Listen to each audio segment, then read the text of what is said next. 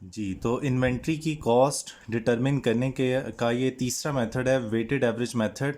इससे पहले specific identification method, जो पहला मेथड था इन्वेंट्री की कॉस्ट को डिटरमिन करने का कि कितनी इन्वेंट्री इशू की है और कितनी इन्वेंट्री एंडिंग इन्वेंट्री है उसकी कॉस्ट, तो स्पेसिफिक आइडेंटिफिकेशन मेथड था। दूसरा मेथड फाइफो मेथड था और तीसरा मेथड लाइफो मेथड था। फाइफो मेथड को भी पीरियोडिक और परपेचुअल से करके दिखाया, और जो लाइफो मेथड था उससे भी पीरियोडिक और परपेचुअल से करके दिखाया विद एग्जांपल्स। अगर आपने वो पहले वाली वीडियो नहीं देखी तो पहले आपको वो वीडियोस देखनी चाहिए, उसके बाद आपको इस वीडियो की समझ आ सकती है। अदरवाइज़ खाली ये वीडियो देखने का कोई फ़ायदा नहीं है। पहले आपको स्पेसिफिक आइडेंटिफिकेशन मेथड फाइफो और लाइफो समझना चाहिए। प्लस पीरियोडिक और परपेचुअल इन्वेंट्री सिस्टम क्या होता है, दोनों में डिफरेंस क्या है, दोनों की एंट्रीज का क्या फ़र्क है, उसकी भी एक अलग से वीडियो बना दी गई है। इन तमाम वीडियोस का लिंक आपको वीडियो के टॉप में भी शो होता रहेगा वीडियो के साथ साथ, तो वहाँ से जाके भी आप वीडियोस को देख सकते हैं। तो अब हम ये तीसरा मेथड कर रहे हैं, वेटेड एवरेज मेथड, और इसको पीरियोडिक मेथड की मदद से इसको करेंगे। सबसे पहले तो समझ लेते हैं वेटेड एवरेज मेथड होता क्या है। अनलाइक फाइफो और लाइफो, जिसमें जो क्वांटिटी फाइफो में जो यूनिट पहले रिसीव होता है उसको पहले इशू किया जाता है, और लाइफो में जो लास्ट में रिसीव होता है उसको सबसे पहले इशू किया जाता है। जबकि वेटेड एवरेज मेथड एक ऐसा मेथड है जिसमें सारी इन्वेंट्री की कॉस्ट को कंबाइन कर लेते हैं। और ये मेथड यूज़ कौन करती हैं? ये मेथड वो ऑर्गेनाइजेशन यूज़ करती हैं जो ऐसी यूनिट्स को मैन्युफैक्चर और परचेज करते हैं जो यूनिफॉर्म प्रोडक्ट हो। जैसे जो नीडल्स हैं, नीडल्स आप एक बनाएं या 1 लाख बनाएं, वो तमाम की तमाम नीडल्स सेम होंगी। जिस तरह की पहली नीडल्स होगी, 1 लाखवीं नीडल्स भी उसी तरह की होगी। जबकि रेफ्रिजरेटर्स में ऐसा नहीं है। अब रेफ्रिजरेटर्स हम 100 बनाएंगे, उसके बाद मॉडल चेंज करके दूसरा बना देंगे। मोबाइल्स होंगे, मोबाइल्स के भी मॉडल वक्तन फ़क्तन चेंज होते रहते हैं, गाड़ियों के मॉडल भी चेंज होते रहते हैं। लेकिन नीडल एक एग्जाम्पल के तौर पर एक ऐसी चीज़ है, ये हम जितनी भी बनाएंगे ये हमेशा ही सेम रहेंगी।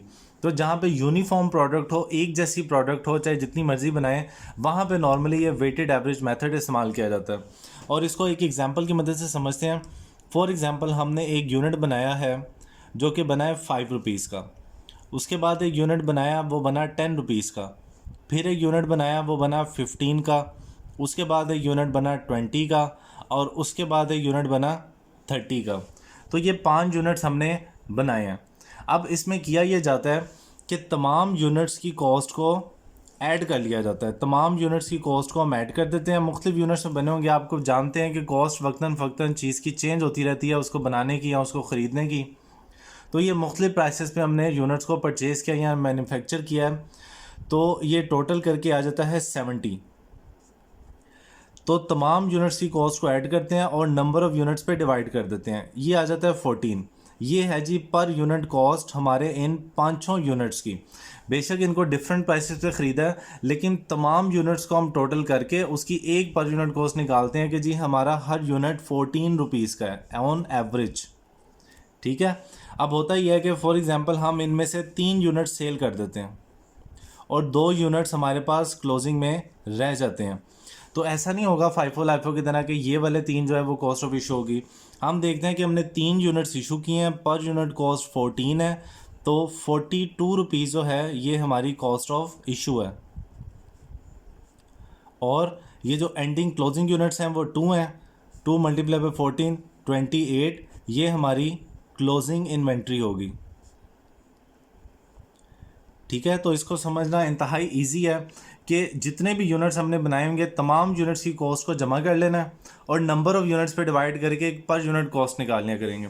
क्वेश्चन करने के लिए एक फॉर्मूला है वेटेड एवरेज मेथड का जो कि आपने याद रखना है। वो फॉर्मूला ये है पर यूनिट कॉस्ट निकालने का, कि हम ओपनिंग इन्वेंट्री और परचेज़ का टोटल करेंगे उनकी अमाउंट, और ओपनिंग इन्वेंट्री और परचेज़ को डिवाइड करेंगे यूनिट्स के साथ। यानी कि ओपनिंग इन्वेंट्री और परचेज़ की जितनी भी अमाउंट बनती है उस सारे का टोटल कर लेंगे, और ओपनिंग इन्वेंट्री और परचेज़ के जितने यूनिट्स बनते हैं नंबर ऑफ़ यूनिट्स पे डिवाइड कर देंगे। इन शॉर्ट कि तमाम कॉस्ट को ऐड कर लेना है और तमाम यूनिट्स पे डिवाइड कर लेना है, तो पर यूनिट कॉस्ट हमारे पास आ जाएगी।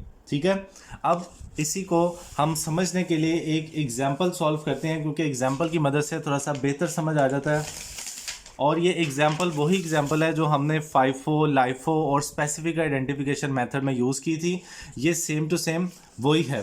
इसलिए मैंने कहा था कि पहले आपको वो वाले लेक्चर्स देखने चाहिए ताकि आपको इन लेक्चर्स का जो सीक्वेंस है वो समझ आए, उसमें प्रॉब्लम ना हो। तो देखिए जी क्वेश्चन वही है, एक बिजनेस है इन्वॉल्व है इन ट्रांजैक्शन में during the month of January that affects इस इन्वेंट्री। 5 ट्रांजैक्शंस हैं। ओपनिंग इन्वेंट्री है 1000 यूनिट्स की, परचेज किए हैं 6000 यूनिट्स, फिर परचेज किए हैं 3500 यूनिट्स, और ये 2 सेल्स हैं 2000 यूनिट्स, सेल्स नहीं सॉरी इशू हैं 2000 और 500 यूनिट्स हमने इशू किए हैं। तो अगर वेटेड एवरेज मेथड है, पीरियोडिक मेथड है, तो पहले हम अपनी थोड़ी सी वर्किंग कर लेते हैं कि हम यूनिट्स लिख लेते हैं। ओपनिंग इन्वेंट्री के यूनिट्स हैं 1000, परचेज किए हैं 6000 और 3500, तो जो टोटल यूनिट्स हमारे पास आ जाते हैं वो है 12500, और इनका रेट है, ओपनिंग इन्वेंट्री का रेट 1 है, क्लोजिंग इन्वेंट्री का रेट 1.5 है, और जो बाद में परचेज किए हैं उसका रेट 2 है, और इनकी अमाउंट बनती है 1000, 9000 और 7000, तो ये टोटल आ जाता है 17000। ठीक है, अब हमने पर यूनिट कॉस्ट निकालनी है। Per unit cost, per unit cost के लिए ओपनिंग इन्वेंट्री और परचेज की अमाउंट लिखेंगे, जो कि हम ऑलरेडी फाइंड कर चुके हैं। ये ओपनिंग इन्वेंट्री की अमाउंट है और ये परचेज की अमाउंट है, ये टोटल अमाउंट है 17000, और डिवाइड करना है ओपनिंग इन्वेंट्री के यूनिट्स प्लस परचेज के यूनिट्स, तो ये ऑलरेडी टोटल किया हुआ है 12500, तो ये आ जाएगा अप्रॉक्सीमेटली राउंड करके 1.62, ये हमारी पर यूनिट कॉस्ट है। अब हमने 2 चीज़ें बतानी है, कॉस्ट ऑफ इशू कि जो यूनिट्स हमने इशू किए हैं उसकी कॉस्ट क्या है, और cost of ending inventory, cost of issue और कॉस्ट ऑफ एंडिंग इन्वेंट्री। तो यूनिट्स हमने इशू किए हैं, देखें ऊपर लिखा हुआ है 2000 यूनिट्स और 500 यूनिट्स, ये टोटल यूनिट्स जो हमने इशू किए हैं वो हैं 2500, और जो क्लोजिंग यूनिट्स हैं टोटल यूनिट्स से 12500, उसमें से 2500 हमने इशू किए, तो क्लोजिंग यूनिट्स हमारे पास आ गए 10000। सॉरी ये टोटल यहाँ पे ठीक नहीं हुआ, 6 + 1 7, ये आ जाएगा 10500, और 10500 ये इसको दोबारा डिवाइड करके देख लेते हैं।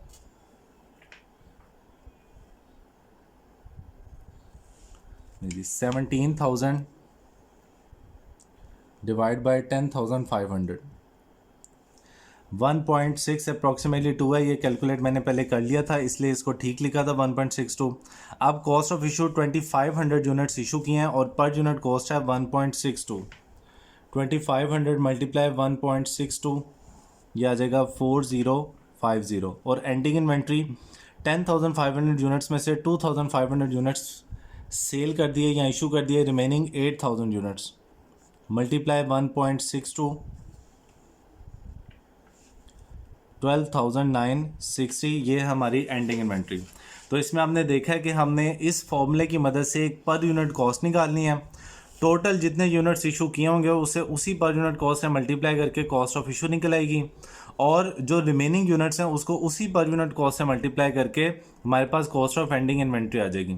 यानी कि तमाम यूनिट्स चाहे वो ओपनिंग इन्वेंट्री के थे चाहे वो बाद में परचेज किए, सब की पर यूनिट कॉस्ट 1.62 है। ये था हमारा weighted average method periodic method की मदद से। नेक्स्ट लेक्चर में हम वेटेड एवरेज मेथड को परपेचुअल से करेंगे जिसमें स्टोर लेजर कार्ड बनता है। ओके।